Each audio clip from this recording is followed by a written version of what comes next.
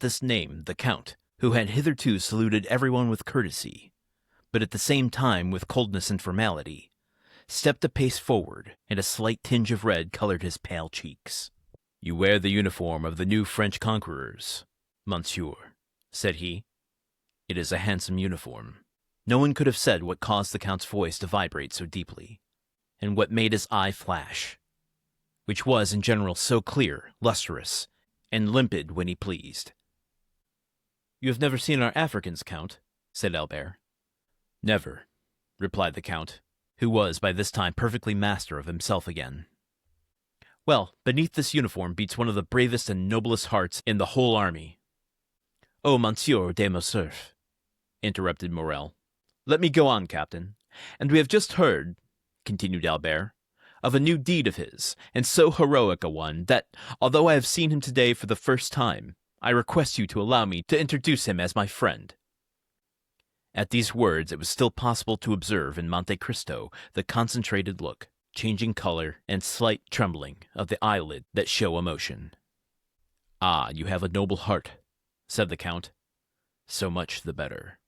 This exclamation, which corresponded to the Count's own thought rather than to what Albert was saying, surprised everybody, and especially Morrel, who looked at Monte Cristo with wonder. But, at the same time, the information was so soft that, however strange the speech might seem, it was impossible to be offended at it. "Why should he doubt it?" said Beauchamp to Château Renaud. "In reality," replied the latter, who, with his aristocratic glance and his knowledge of the world, had penetrated at once all that was penetrable in Monte Cristo, "Albert has not deceived us, for the Count is a most singular being. What say you, Morrel?" Okay, there is a lot to unpack here. At first glance, I'm just like, okay, this is going to be another one of these bits of dialogue that is going to be hard to comment on, but no, this is the exact opposite. As soon as I started digging into what was going on here, the more rich this text seems. Let's take a look, shall we? What is happening before we go into what is said? Dante has just entered the chat, so to speak. He's being introduced to everyone. Everyone is being introduced to him. And Albert then presents Maximilian.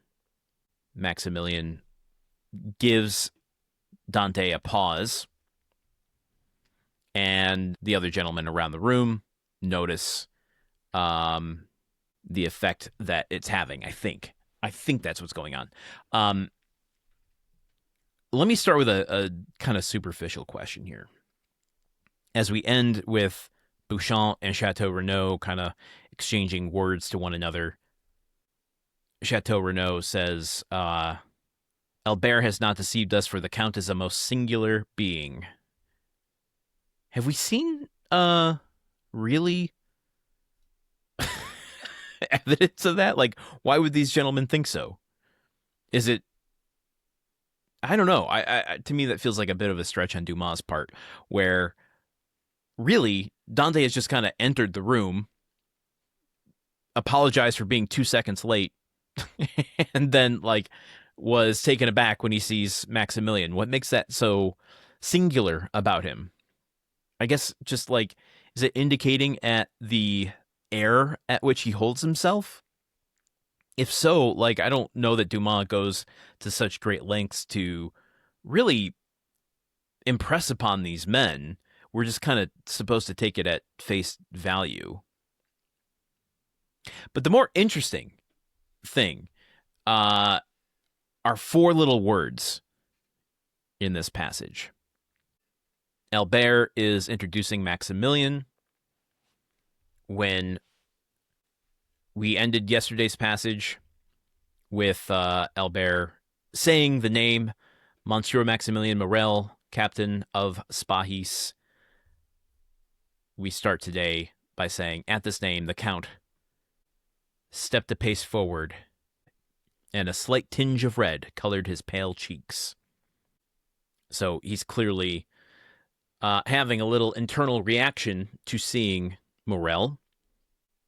And I think this is this is where good dialogue writing comes in, and I want to do a little exercise by separating out the like superficial conversation that's happening from the real conversation that's having impact here. So let's just move the white noise of Albert off to the side for a second, okay? And we focus specifically on Maximilian and Dante. Now, why are we focusing on this? Because Dante will recognize Maximilian as the son of Morrel, the man he saved, went to such great lengths and waited to the last friggin' second to save his life and family and legacy, etc. So really, this moment is between Dante and Maximilian. So when he sees him, regardless of what Albert is saying, he says, "You wear the uniform of the new French conquerors. It is a handsome uniform." I think in that moment, Dante is recognizing, and the subtext of that is saying, your appearance proves that you have been saved from destitution. As I sailed off into the sunset, watching the effect that my plans have had on your family, I have not, in these many years since, been able to see the effect it has had on you. Sorry, I paused. I probably edited the pause out, but it just occurred to me. When did that break in time happen? That large, like, 13-year thing. Was that right before Morrel, or was that after Morrel? I'm going to go back and look, because what, chapter 31 was the introduction of Franz. Okay, chapter 31, Sinbad the Sailor, towards the beginning of the year 1838. Great, okay. I'm asking this for a specific reason, so give me 1 second while I figure this out. Yeah, okay, right. So, yeah. Use your words, Landon. Great, I will. There's about that 8 to 9 year time jump. I thought it was 12 or 13. I was wrong on that, but anyone that knows me knows that I suck at math, so forgive me that. But that happens after he saves Morrel. So, seeing Maximilian here, like, almost a decade has passed. He's an older guy at this point. Like, how old do we think Albert is? I guess what I'm trying to wrap my head around here, and sorry, folks, this is so messy, is like, Maximilian is entering into the parlor of Albert as a guest of Chateau Renaud. And he would essentially be an older senior officer at this point. He's not of the same age. Unless Albert himself is also, like, in his 30s. I didn't get that impression from him. You know, he's doing that trip to Italy with Franz, I would assume, as a young man. I was picturing no more than, like, early 20s. Because if Maximilian was in the army when he was, when Dante was saving his father, because he has to, leave the army to go back home, and then 10 years have passed since then, like, he's got to at least be 35. Though we do know that Dante is much older at this point, so I don't know that this has any effect on anything, but I think there is a like, kind of, I don't want to say paternal, but there is a thing happening here as we get back to analyzing the dialogue, where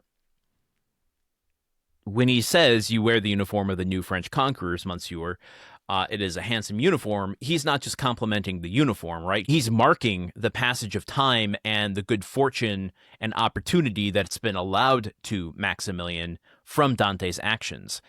He's basically looking at him and going, "You have not squandered the opportunity that I've given to your family." And that's emphasized later, because they talk about the uniform for a bit, and, that's the superficial part, like this uniform and him being, a captain in this army. Albert then goes on to say that I just met him today, but let me introduce you to him as a friend. He is a war hero. He has saved Chateau Renaud, and therefore I'm honored to see him as a new friend, and I introduce you to him as such. But what's really being communicated there is Maximilian, as we've already seen in this chapter, in his response to Chateau Renaud, saying that he has a duty to pay it forward, essentially. All the good that was done to his family, now he feels an obligation to do that out into the world for other people. And Dante's response to this isn't just like, oh, it's an honor to meet a war hero, right? He says, you have a noble heart, so much the better. Those 4 words are what I was talking about earlier. So much the better. To me, that is the crux of this whole passage. He didn't expect to see Maximilian here, but when he does, he's getting confirmation in his own mind that his actions in saving the Morrel family are justified and did good for the world. Because of what I was able to do, I have allowed opportunity for another to stand up, become a hero, and do right by the world, correct injustices that have been done to people like me. That's what I think is transpiring in Dante's mind at seeing Maximilian. I'm curious the lessons that Dante will take from that, whether or not this one example of saving the Morrel family is going to justify the things he has in store for his enemies. Because we knew that he was stepping out to help a friend, and if by playing God he's able to do that, then, at least in his own mind and heart, he's going to feel justified in what he has to do to his enemies. And here he is on the precipice of Fernand's lawn. So, let's continue with chapter 40 tomorrow with a little bit more. Until then, okay, goodbye. The Countdown of Monte Cristo is part of the Gruntwork Podcast Network. This show is produced, edited, and hosted by Landon Solano. The original text of The Count of Monte Cristo by Alexandre Dumas. Theme song by Magic Solo. If you want to support the show and others like it, visit patreon.com/gruntworkpod. Thank you for listening. See you tomorrow.